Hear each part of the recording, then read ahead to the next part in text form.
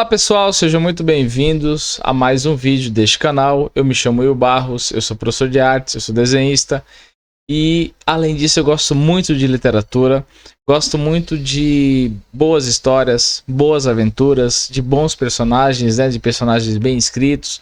Gosto de navegar por esses mundos da fantasia, ou da realidade, ou da ficção. Gosto de entender o universo dos personagens, como eles se relacionam entre si. Então a literatura sempre me causou muita curiosidade e já faz parte de mim, de quem eu sou, há muito tempo, talvez mais de 10 anos aí, tá? Então, dito tudo isso, eu quero te convidar hoje para conhecer, para conversar comigo sobre um livro muito importante para a ficção científica do século XIX, que é esse livro aqui que eu vou te mostrar agora. Se preparem, olha só, que é o livro Viagem ao Centro da Terra, do Júlio Verne. Esse é um livro muito importante da ficção científica. Aliás, esse autor é muito importante para esse gênero da literatura, né? Aqui você vê que é um livro muito bonito, tem uma capa bem chamativa, tem uma contracapa igualmente bonita, ó. Aqui tem uma lombadinha para quem gosta disso, deixa eu virar aqui. Mas eu vou falar desses aspectos técnicos daqui a pouco, porque agora eu quero te falar um pouco do contexto histórico, né, das características desse livro, dos personagens. Então eu espero que você goste dessa abordagem, tá? E se você já leu esse livro, eu espero que você sinta vontade de reler esse livro, ou se você não leu, que você sinta, que eu desperte em você a vontade de ler essa obra, porque ela é muito boa, né? E ela vai unir ali o aprendizado com a literatura, o aprendizado com a imaginação, com a exploração. Então esse livro é muito bom por vários motivos. Então vamos a ele. Eu vou deixar aqui embaixo. Eu vou começar falando um pouco do histórico dele, né? Do contexto histórico. E Viagem ao Centro da Terra, ele é escrito por Júlio Verne em 1863. O que isso quer dizer? Que ele é o segundo livro daquela coleção de viagens extraordinárias, porque o primeiro é 5 Semanas em um Balão, que foi escrito ali em 1863, tá? E esse livro está inserido em um contexto muito importante, que é na Europa do século XIX. E exatamente esse período, a Europa passa pela Revolução Industrial e pela Era Vitoriana. Então, esse é um período marcado por grandes transformações, por grandes avanços científicos, descobertas geográficas, otimismo e muita tecnologia, né?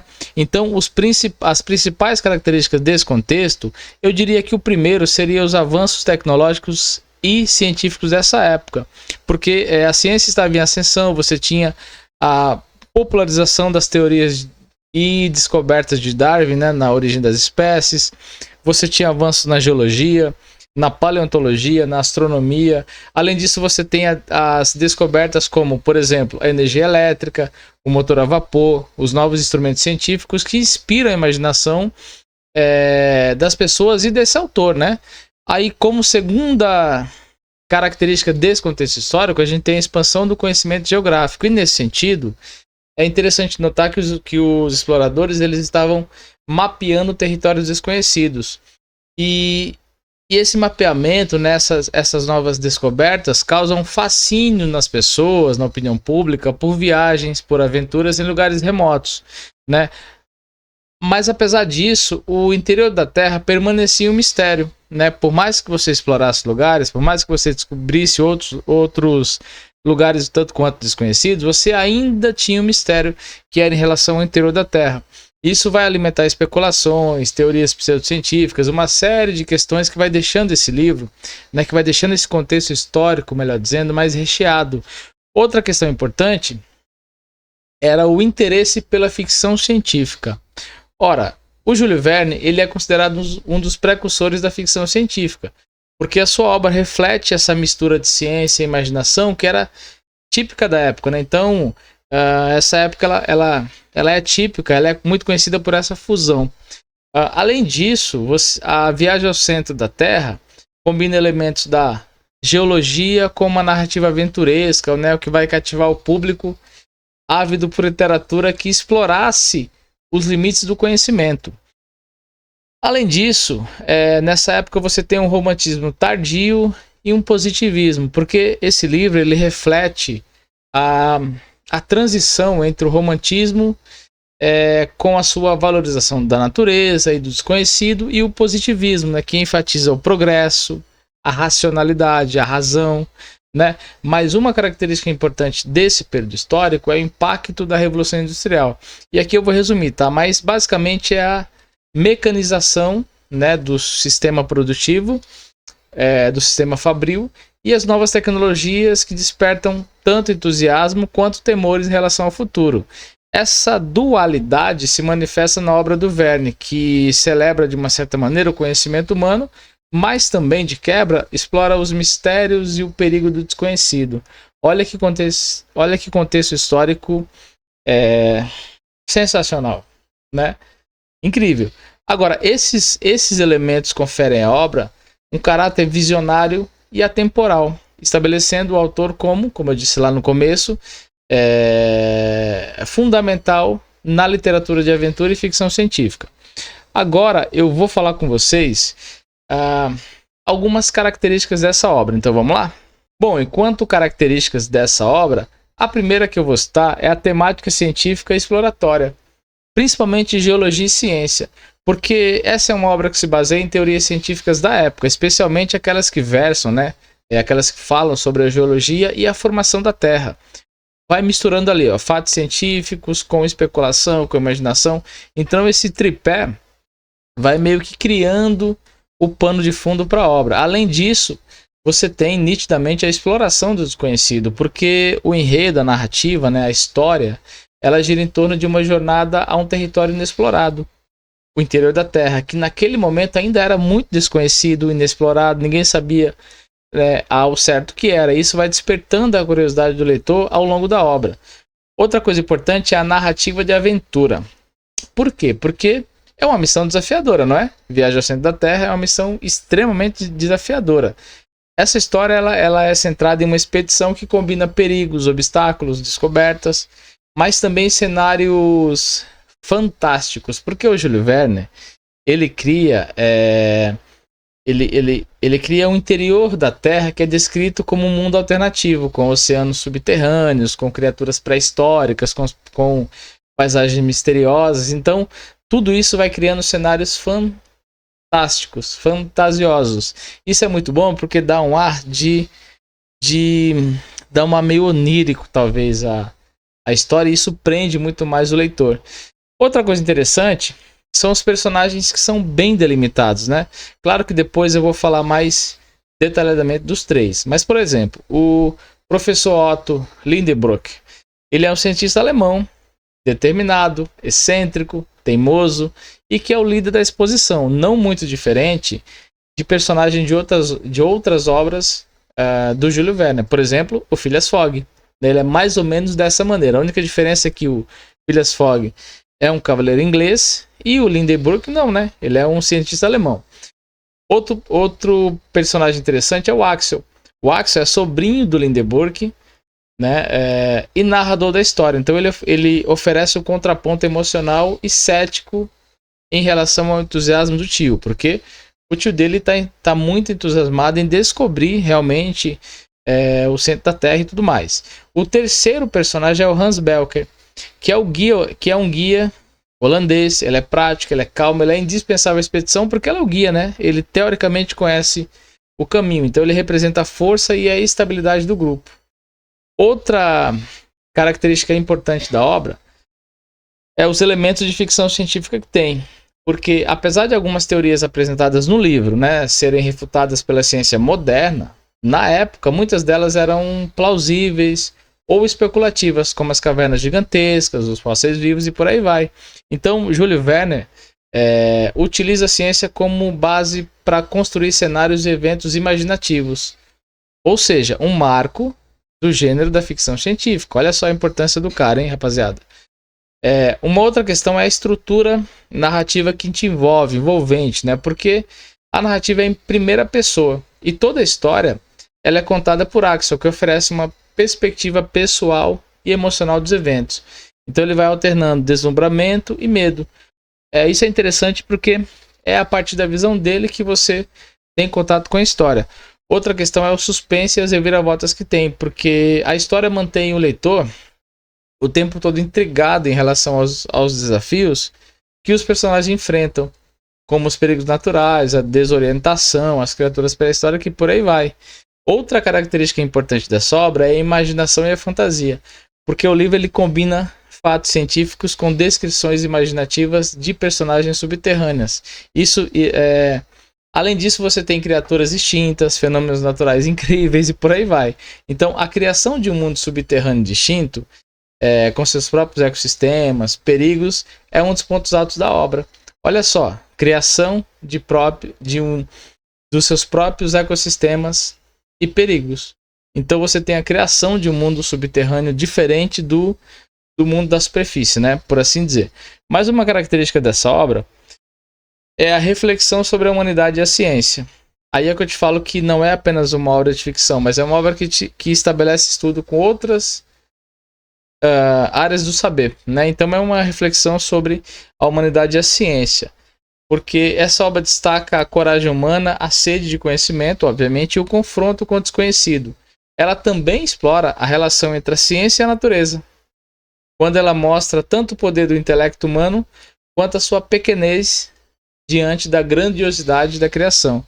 Olha que interessante. Então, Viagem ao Centro da Terra é uma história que cativa pela sua mistura de aventura, ciência e imaginação, sendo uma obra das mais icônicas do autor, né? E ele instiga o leitor, você, eu, para que nós refletirmos, para que a gente consiga refletir sobre os limites do conhecimento humano e o fascínio pelo desconhecido.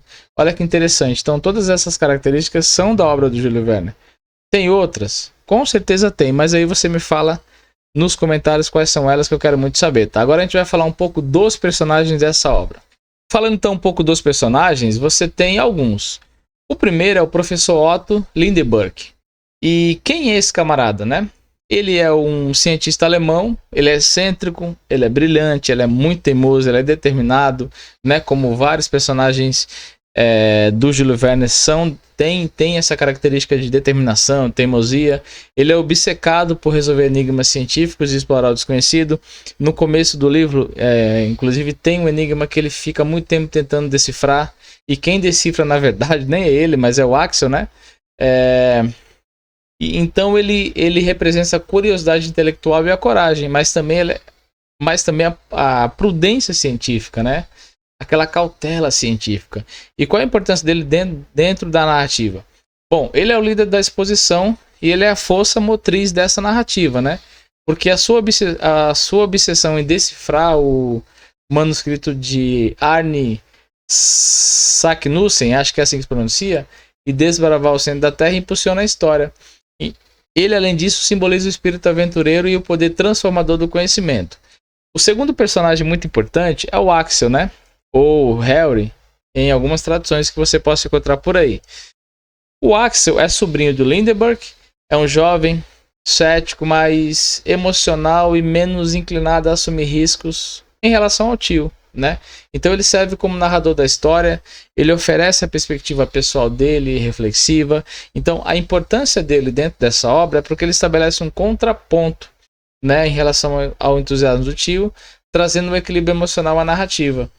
Veja, a sua relutância inicial, né, e posterior evolução refletem o desenvolvimento humano diante dos desafios, e a visão dele permite ao leitor uma experiência mais imersiva na jornada. Perceba a importância fundamental dele.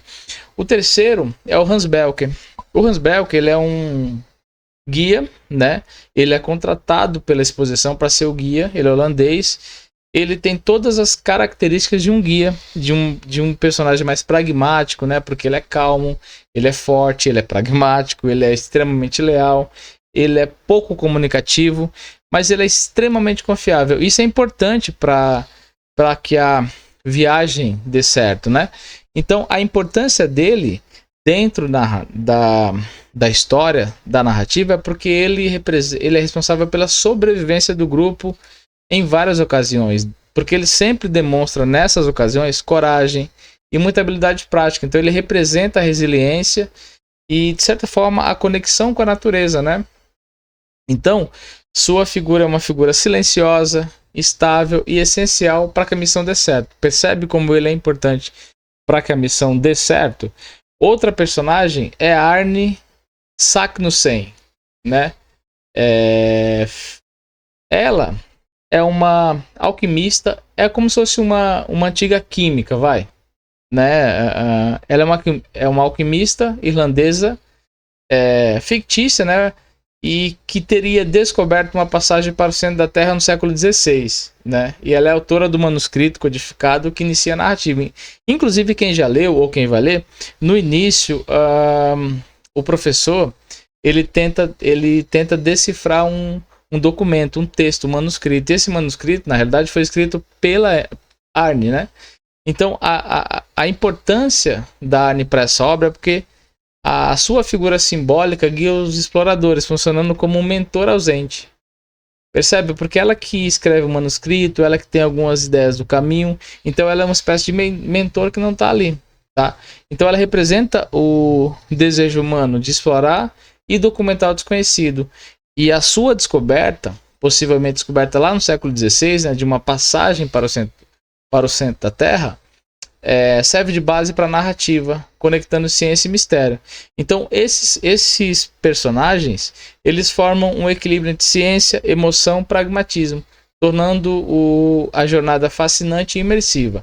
Cada um desempenha um papel essencial, seja como catalisador da trama, no caso do professor Lindbergh, né, ou narrador e ela emocional, como Axel, ou suporte indispensável à sobrevivência, como é o Hans. Então você perceba a importância desses três personagens, tá? Então, gente, é um livro sensacional, tá? Aqui eu falei pouco, eu falei um pouco do contexto, eu falei um pouco das características do livro, falei um pouco das personagens, para que de alguma forma desperte a tua vontade, né? A tua curiosidade de comprar o livro, de obter o livro, de ler, né? Então isso é muito importante, porque esse livro aqui é sensacional, tá? Falando especificamente dele, ele é um livro muito bonito. Ele é um livro que tem 224 páginas, exatamente. Eu vou até te mostrar aqui, ó. Olha só, 224. As folhas são cinzas. Não é um livro caro, porque, como eu te falei, esse aqui faz parte de um box, né, de 3 livros e custou mais ou menos na época menos de R$35. Então é um livro muito fácil de você encontrar, tá? E é uma leitura muito fluida. Você provavelmente vai ler muito rápido. 3, 4, 5 horas se você fizer uma leitura direta. Se você não fizer uma leitura direta, você vai ler em um dia e meio, 2 dias, vai tranquilamente, porque é uma leitura muito fluida, te prende. A história é uma história muito bacana, cheia de aventuras, tá?